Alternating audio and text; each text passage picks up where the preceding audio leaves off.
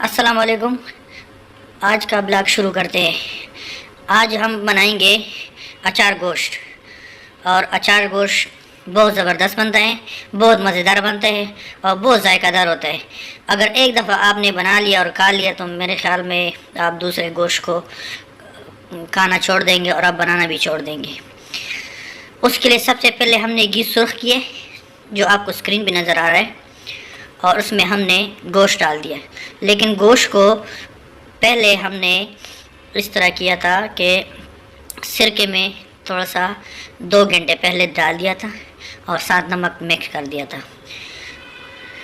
नमक मिक्स करने के बाद उसको 2 घंटे के लिए रख दिए।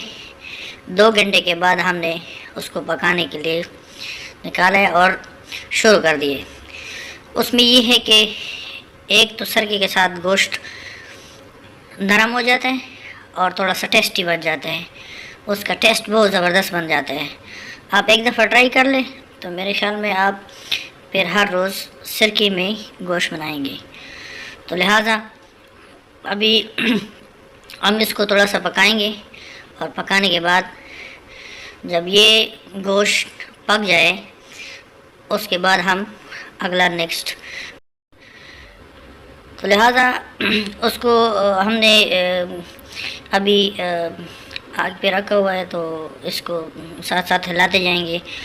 और जब ये इसमें थोड़ा सा सुर्ख हो जाए उसके बाद हम नेक्स्ट स्टेप शुरू करेंगे उसमें।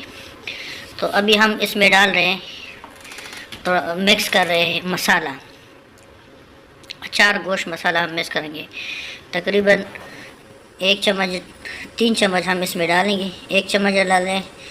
और अभी ये लिफाफे का मुंह थोड़ा सा खोलना था, तो अभी ये दूसरा हम डालेंगे। ये दूसरा डाल दिए और अभी तीसरा भी डालेंगे। 3 चम्मच डाल देंगे। अगर कोई ज़्यादा खाना पसंद करता है तो वो हस्बे जायका आप ज़्यादा भी डाल सकते हैं, लिहाजा मैं तो ज़्यादा इस्तेमाल हम नहीं करते।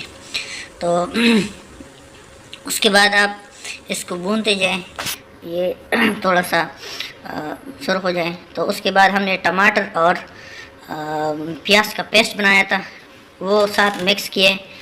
तो उसको भी साथ हिलाते जाए।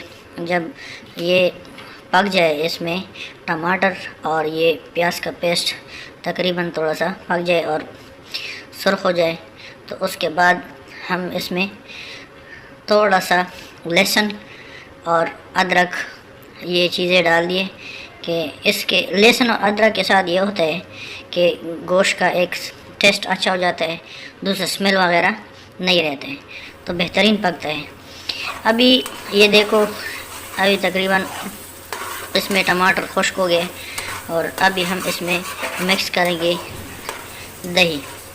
तो लिहाजा इसको दही मिक्स करेंगे। दही मिक्स करने के बाद इसका टेस्ट बड़ा ज़बरदस्त बन जाता है।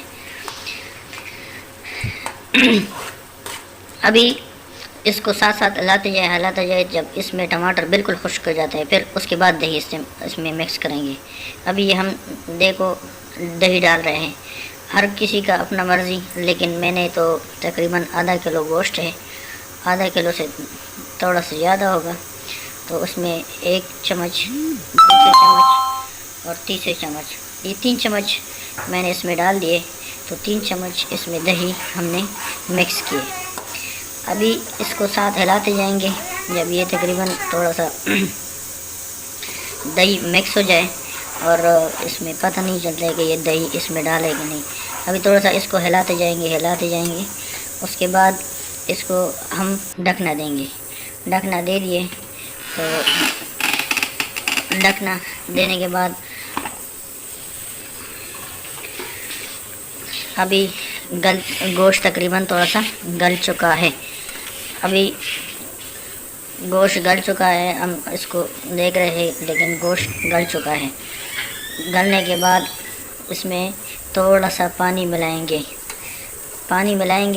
तो और उसके बाद मामूली सी आंच पे रखेंगे, तो ये तकरीबन ज़्यादा बेहतरीन बन जाएगा, गोश्त भी गल जाएगा और बेहतरीन बन जाएगा।